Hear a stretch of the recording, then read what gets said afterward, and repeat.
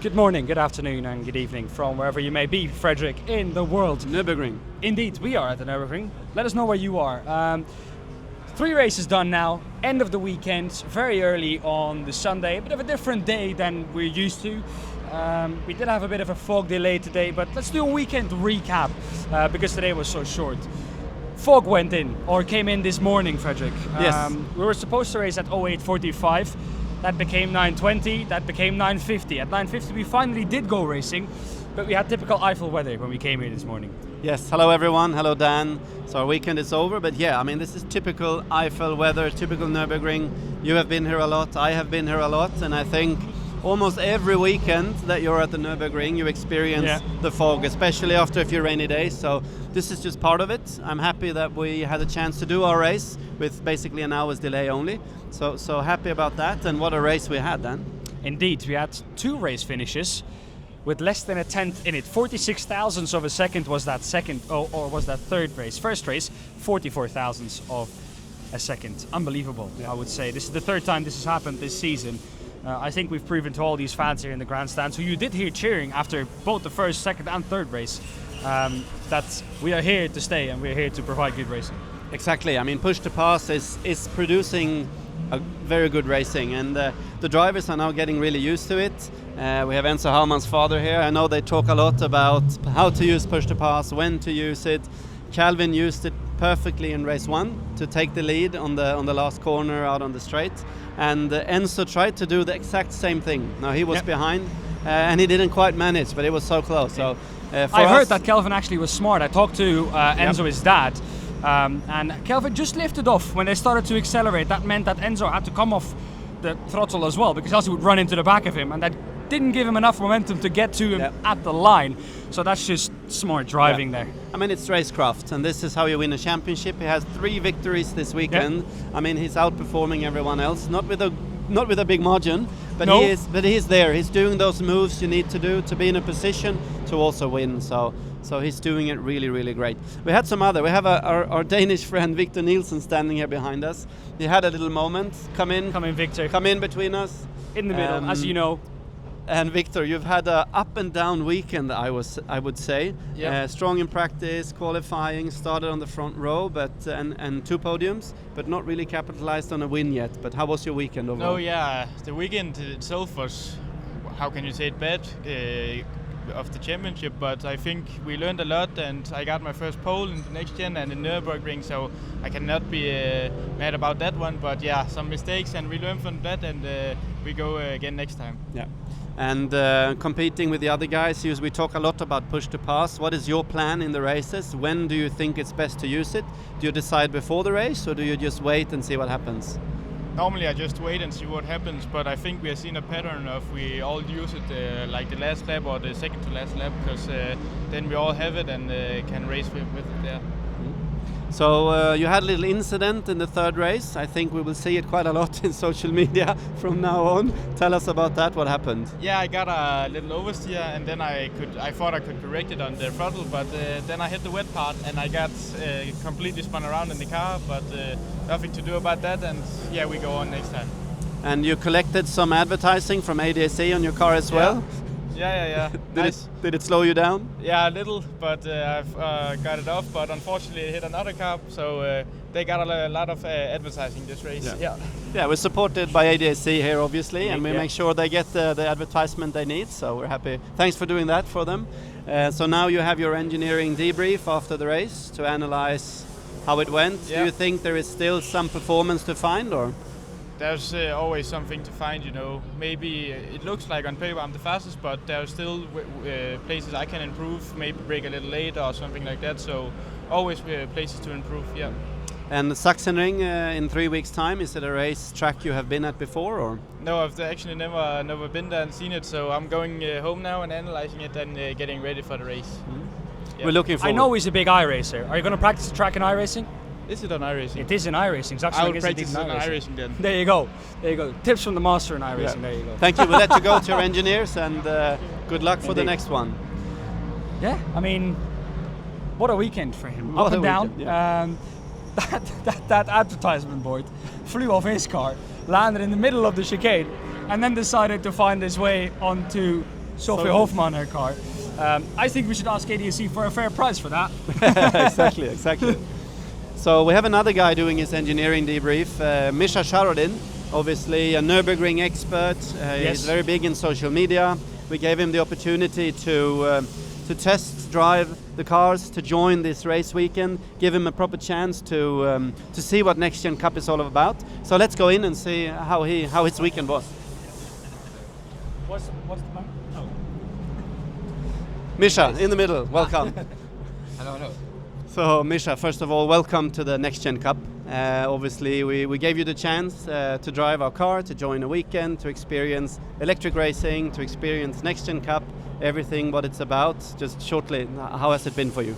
I mean, I briefly mentioned it on my post on Instagram and later also my video on YouTube. I think for me this is the best race series in the world from all kinds of perspective.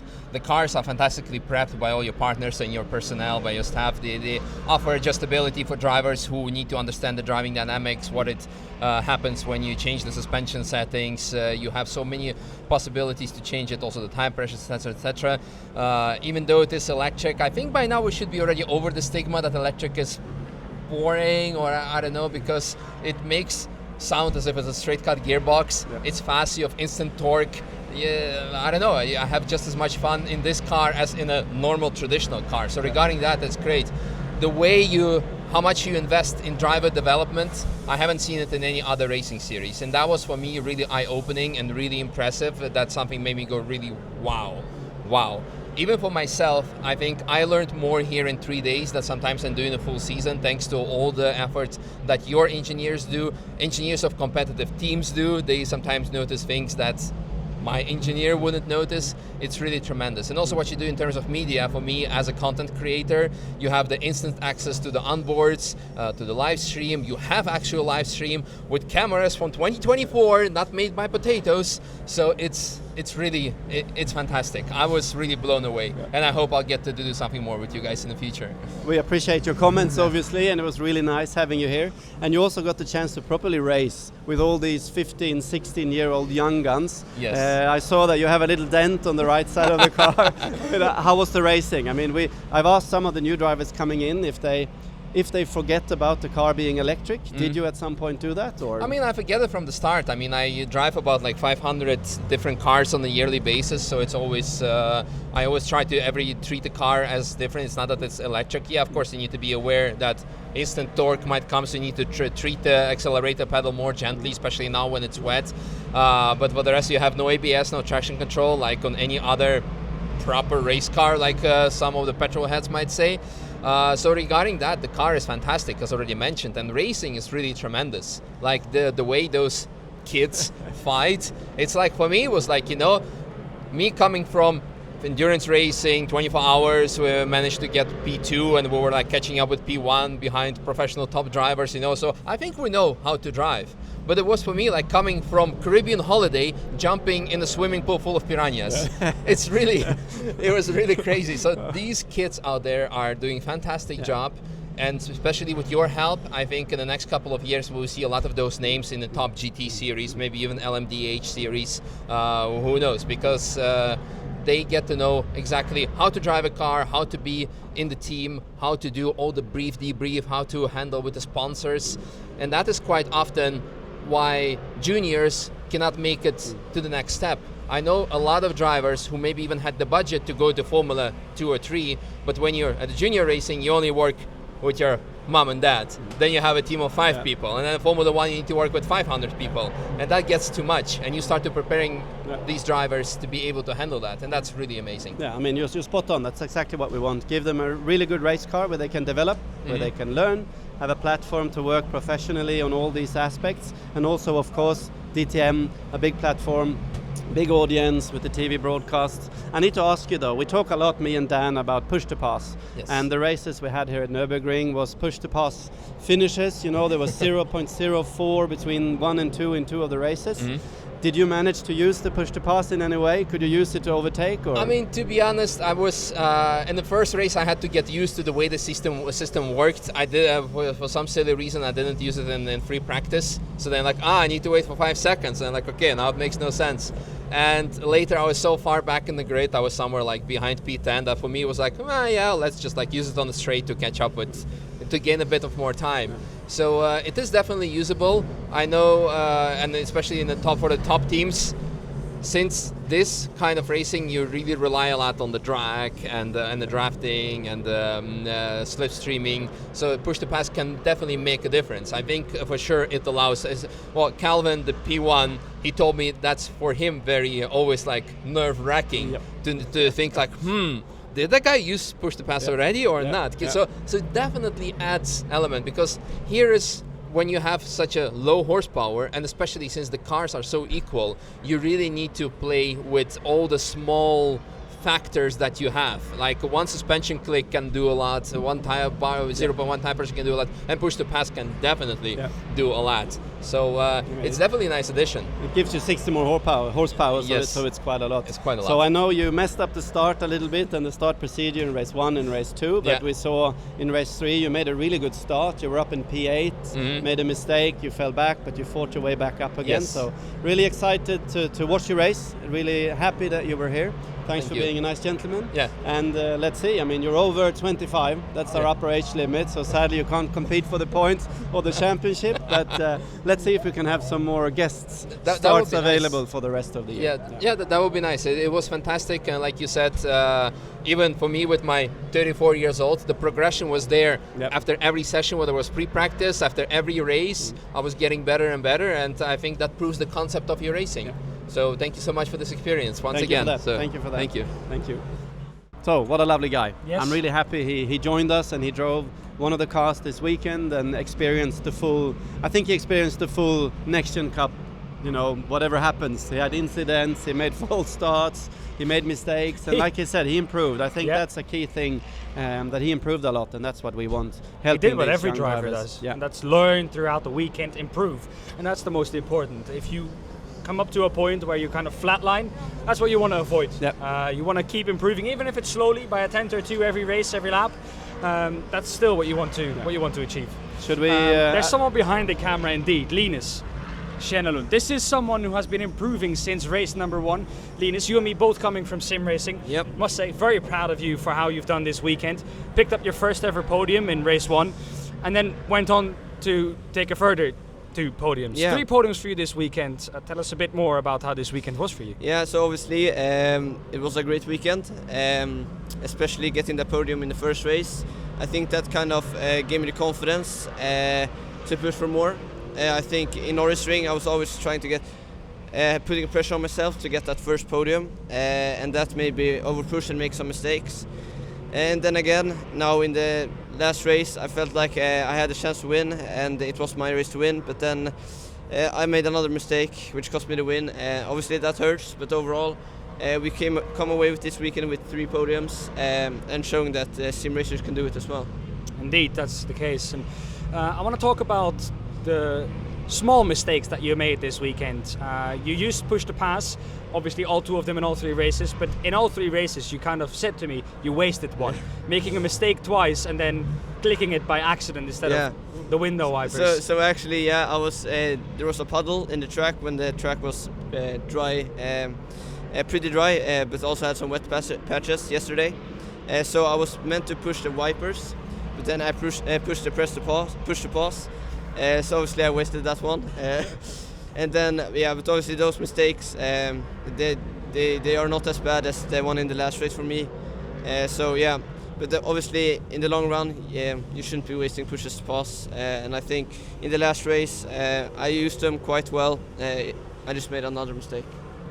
What are the positives you take from this weekend to Sachsenring? That I can fight in different conditions. I think in the last race I caught up to Calvin de Groot, even though the track was not fully dry, and I have the pace in the dry as well this weekend. And compared to Nürburgring, I can now gain positions in the races and actually fight at the top more frequently. We talk about it in the broadcast, me and Dan, that this is your second proper race weekend in your life. I mean, you're very young, you have limited experience, and you say to yourself that you make these big mistakes and you lose the lead, but you have to remember, this is just an advice from my side, this is your second race weekend. These small mistakes you are doing now is part of it to learn, and I'm pretty sure you will take that top step. We're really proud of what you're doing, representing us and yourself. Next time, push to pass on the left side, windscreen I think on the other side. Let's keep that in mind. Yep. And you're climbing slowly in the points as well. So looking forward to Sachsenring to see what you can do. Calvin de Groot and Enzo, you're obviously comparing the data. Are they doing anything different than you? Is there anything you think you can find still in performance? Yeah, the main thing, I think, when we looked at practice 1, it was just that Calvin de Groot seems on the data to have much more confidence than me in the car. He seems to just be able to push that little extra bit and not be scared. And that's the thing for me. But then again, I think in the last race, we didn't quite compare the data, but in the last few races, I was up there with them, and I think even in the last race a bit quicker, and that's mostly down to how smooth I was on the trail braking and the steering. Okay, that's interesting. Yeah, you got some points to work on, so looking forward to see that progression. Yeah. Thank you for that. Yeah, thank you for this weekend. Thank you. Now hopefully I'll see you in Sachsenring. We will. For sure, we will see you in Sachsenring. Thank you, Linus. There's no Next Gen Cup races this year without Linus. So, Indeed. There we go. Good. Well, great to see you. Linus improve. Thank you very much, Linus. You go to your engineers. Yeah. Look at the data. Yeah. So, Dan, what a weekend. Indeed. Yeah. What a weekend. 3 races, 2 practice sessions, 1 qualifying. We've had wet, we've had dry.